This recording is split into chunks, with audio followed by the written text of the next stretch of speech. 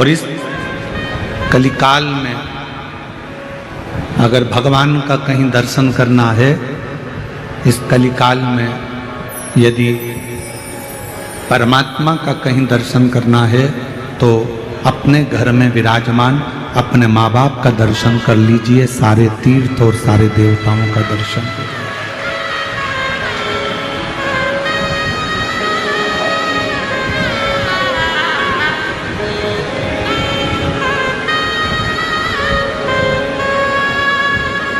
सारे देवताओं का दर्शन एक साथ, सारी नदियों का दर्शन, सारे पवित्र तीर्थों का दर्शन अपने माँ बाप के दर्शन में हो जाता है। ये हम नहीं कह रहे हैं,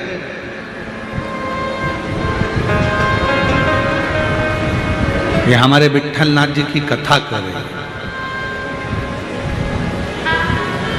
ये हमारे पांडुरंगा जी की कथा कर रहे हैं।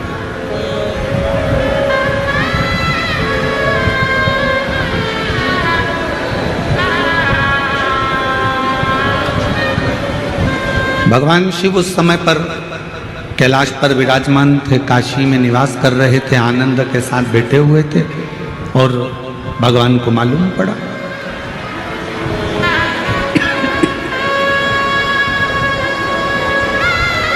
कि एक माता पिता के चरणों की सेवा करने वाला पौंडरिक,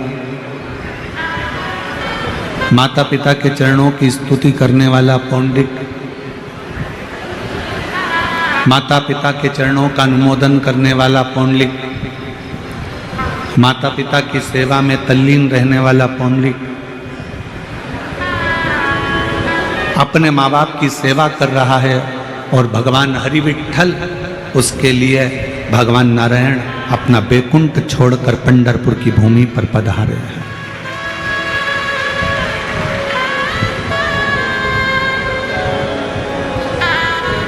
पंढरपुर की धरा पर भगवान श्री हरि का आगमन हुआ है, पधारे।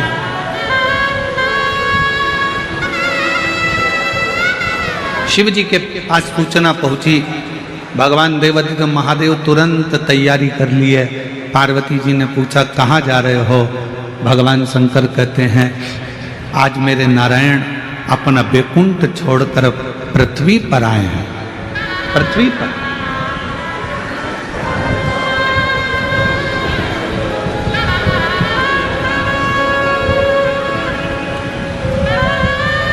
एक देश का राष्ट्रपति, एक देश का प्रधानमंत्री अगर दूसरे देश में आता है तो वहाँ का देश का राष्ट्रपति प्रधानमंत्री उसकी अगवानी करता है। अपने यहाँ के राष्ट्रपति, अपने यहाँ के प्रधानमंत्री अगर दूसरे देश में जाएंगे तो वहाँ पर उस देश का राष्ट्रपति, उस देश के प्रधानमंत्री उनकी अगवानी करेगा।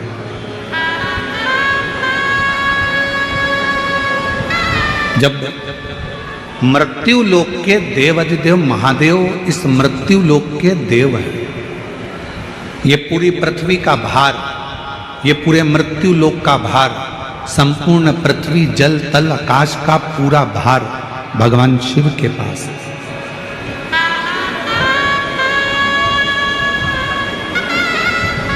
ब्रह्मलोक का ब्रह्मा जी के पास है, बैकुंठ लोक का भगवान विष्णु जी के पास है।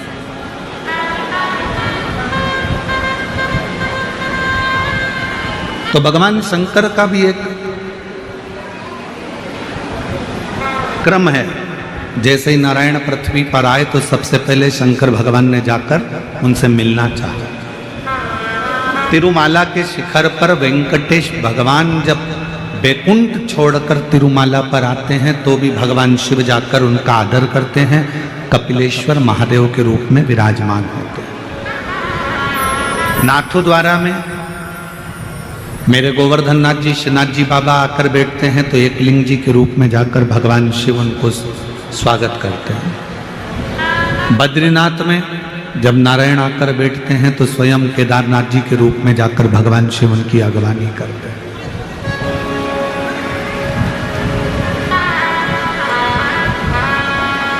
एक भक्त के लिए भगवान अपना वैकुंठ छोड़कर आ गए। और वो भक्त भी नारायण का भक्त नहीं, वो भक्त भी किसी देवी देवता का भक्त नहीं है, वो भक्त है अपने माता पिता के चरणों का।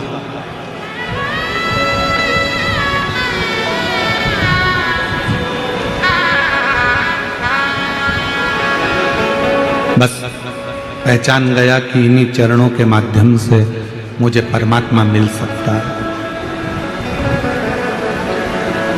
इन्हीं चरणों के माध्यम से मुझे भगवान मिल सकता है, ये जान गया। और मेरा सभी आस्था चैनल पर कथा सुनने वाले श्रोता भाई बहनों से, सोशल मीडिया पर कथा सुनने वाले सभी भाई बहनों से निवेदन करूंगा, आपसे कहूंगा कि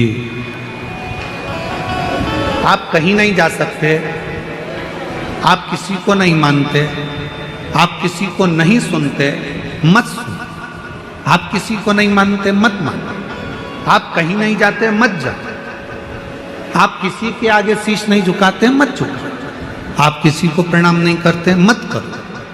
पर इस व्यासपीठ के माध्यम से एक बात जरूर कहूंगा, अपने घर में जो जीते जी अपने माँ बाप विराजमान हैं, उनके चरणों का भी अगर वंदन कर रहे हो तो भगवान मिल सकते। बाहर की आवाज थोड़ी सी कम करो, बाहर वाली रिटर्न आ रहा है उसका, उसकी आवाज आ रही है।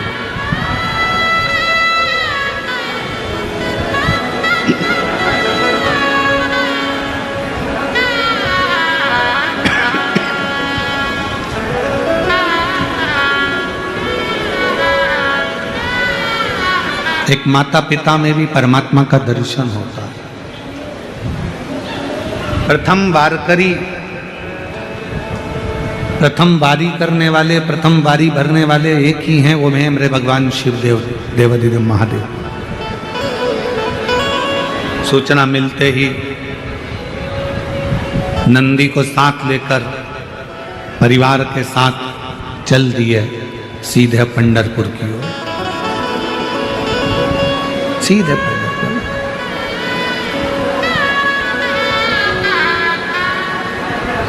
विठल विठल विठल,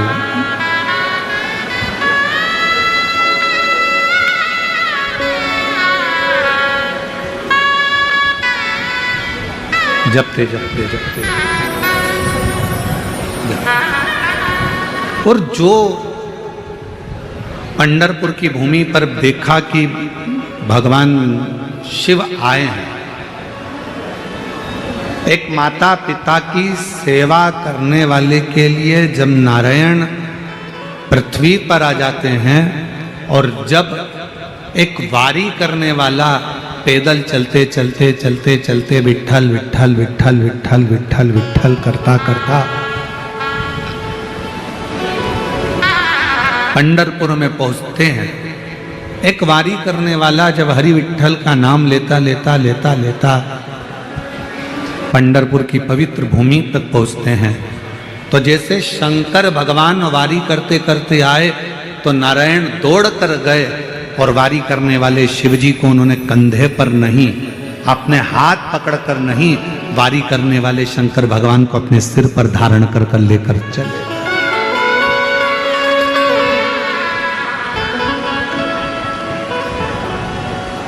अपने मस्तक पर धारण कर कर, अपने मस्तक पर बिठाकर,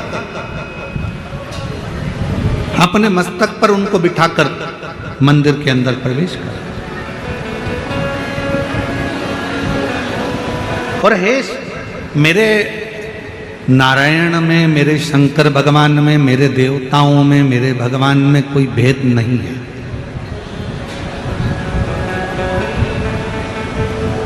रामचरितमानस किस किसने पढ़ी है, जरा हाथ उठाएंगे आप लोग? जिसने रामायण पढ़ी हो, नहीं पढ़ी हो तो सुनी हो, सुनी नहीं हो तो किसी के माध्यम से कभी दर्शन किया हो, उठाओ हाथ जरा सबने। चलो रखो। रामचरितमानस में काकभूसुंडी जी का कौए का जन्म क्यों पाया? किस लिए पाया? ऐसा क्या हो गया था जो कौवे का जन्म इनको मिला? और ये कथा सियोर वाला महाराज नहीं कर रहा, ये तुलसी बाबा ने अपनी रामचरितमानस में, वाल्मीकि बाबा ने रामचरितमानस में वर्णन कर।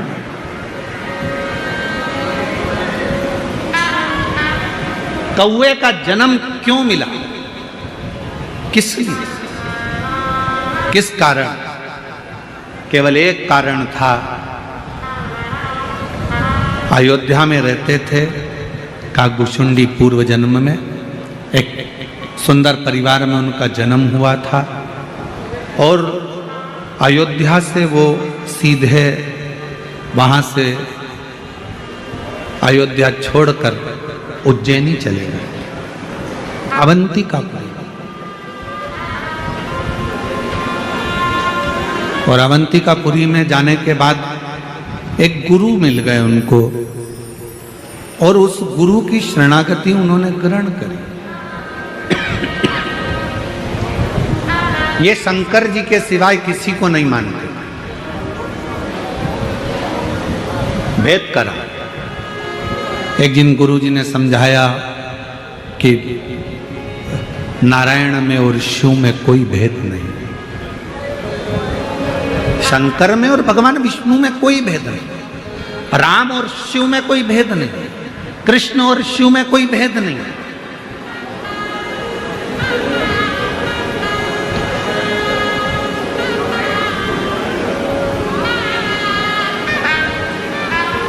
इनमें कोई भेद नजर नहीं आता।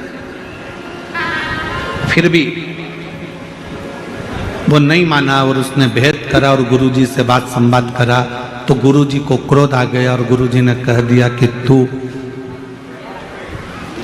हजारों बार जन्म लेगा और कीड़े की योनि प्राप्त करेगा। उससे छूट गया।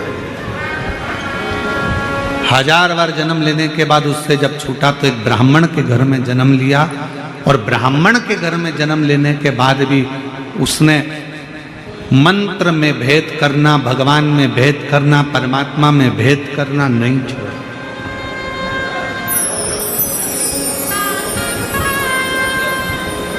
फिर उज्जैनी पहुंच गया ब्राह्मण के और उज्जैनी में जाकर एक गुरु जी के सानिध्य में रहने लगा और गुरु के सानिध्य में रहकर भगवत भजन करता, स्मरण करता। पर गुरु जी ने एक दिन भगवान नारायण की महिमा का गुणगान किया। इसको बड़ा बुरा लगा। इसको बुरा लगा तो इसने तुरंत गुरु जी का विरोध किया। शंकर भगवान का सच्चा भक्त कभी भी किसी दूसरे देवता की बुराई नहीं करेगा। शंकर भगवान का सच्चा भक्त कभी किसी दूसरे मंत्र की बुराई नहीं करेगा। शंकर भगवान का सच्चा भक्त न देवताओं की बुराई करता है, न कभी मंत्र की बुराई करता है। शंकर भगवान का सच्चा भक्त एक सर्वश्रेष्ठ संत का लक्षण क्या होता है? एक सर्वश्रेष्ठ संत, साधु, सन्यासी, तपस्वी, उपासक का लक्षण क्या होता है? वो कभी किसी देवता को बड़ा या छोटा नहीं बताता। सच्चे संत, साधु, सच्चा ब्राह्मण कभी किसी मंत्र को ऊपर नीचे नहीं बताता कि यह मंत्र श्रेष्ठ है, यह मंत्र कमजोर है, यह मंत्र ऐसा है, इस मंत्र को मत जपो, इस मंत्र को जपो, इस देवता को मत मानो, इस देवता को मानो, इस भगवान की स्तुति करो, इस भगवान की मत करो।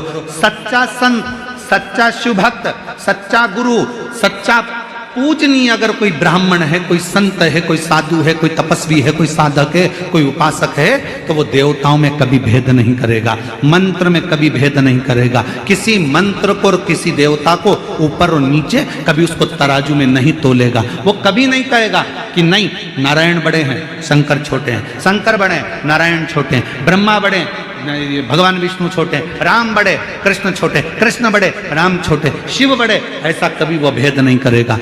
सच्चा संत, सच्चा गुरु, सच्चा शिव भक्त, शंकर की सच्ची आराधना करने वाला कभी किसी देवता की ना तो निंदा करता है, ना कभी किसी मंत्र की निंदा करता है, ना किसी मंत्र को ऊपर बताएगा, ना नीचे बताएगा, ना कभी किसी देवता को ऊपर बताएगा, ना नीचे बताएगा। सच्चे शिव भक्त का लक्षण है वो अपने मन से सबको एक ही बात कहता है, तुम्हारे दिल में जो मंत्र आ जाए वो जप लो, और जो तुम्हारे हृदय में बैठा हो उसकी मूर्त की पूजन कर लो। भेद नहीं कर। तुम्हें राम अच्छा लगे तुम राम जी को भजो, तुम्हें कृष्ण अच्छा लगे तुम कृष्ण भजो, तुम्हें राम नाम अच्छा लगे राम नाम बोलो, कृष्ण नाम अच्छा लगे कृष्ण नाम बोलो, विठ्ठल नाम अच्छा लगे विठ्ठल नाम बोलो, शिव नाम अच्छा लगे शिव नाम बोलो, ओम नमः शिवाय अच्छा लगे ओम नमः शिवाय बोलो, नमः शिवाय अच्छा लगे नमः शिवाय बोलो, श्री शिवाय नमस्तुभ्यम अच्छा लगे श्री शिवाय नमस्तुभ्यम बोलो, ओम नमो भगवते वासुदेवाय अच्छा लगे वो जप लो, श्री कृष्ण शरणम मम अच्छा लगे वो जप लो। तुम्हारा मन जो करे, तुम्हारा मंत्र जो मूल हो तुम्हारे हृदय के लिए वो जपो, उसमें भेद नहीं।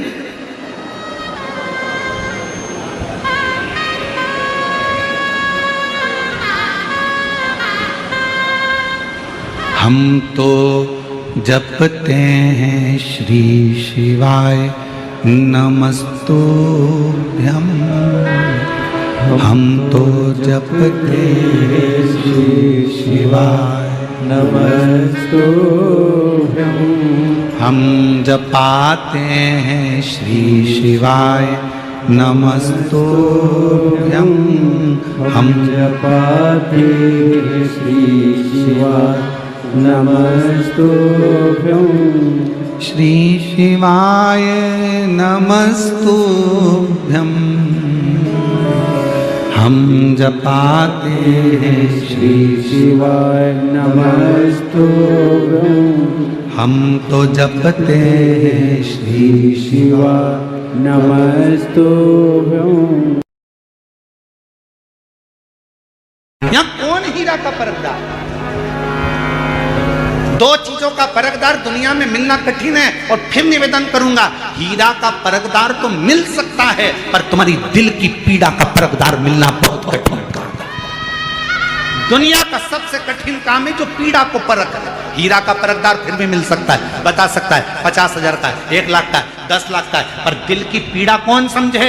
दिल की पीड़ा को जो समझ जाए तो समझ लेना कि दुनिया का सबसे बड़ा जोहरी है जो अपनी पत्नी के दिल की पीड़ा को समझता है, पति के दिल की पीड़ा को समझती है, बच्चों के दिल की पीड़ा समझती है, सास के दिल की पीड़ा समझती है, सास बहू के दिल की पीड़ा समझती है, ससुर के दिल की पीड़ा समझती है, ससुर अपने बच्चों के दिल की पीड़ा समझता है। ये पीड़ा को समझने वाले बहुत कम मिलेंगे, इसको समझना बहुत कठिन।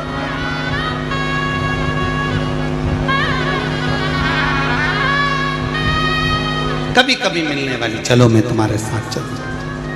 महिषासुर का भी ऐसा ही था, अपनी सारी रानियों से प्रेम करता था, गजदंती पर ध्यान नहीं देता था।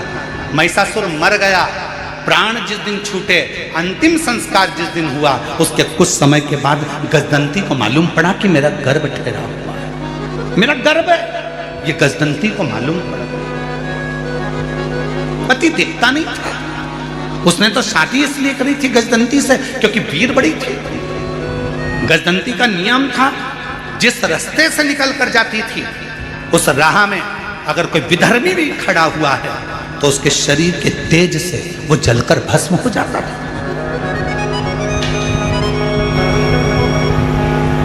एक सातित्ववान पतिव्रता, धर्म का पालन करने वाली, पति को परमेश्वर मानने वाली एक स्त्री का सातित्व बड़ा तीव्र होता है, बड़ा।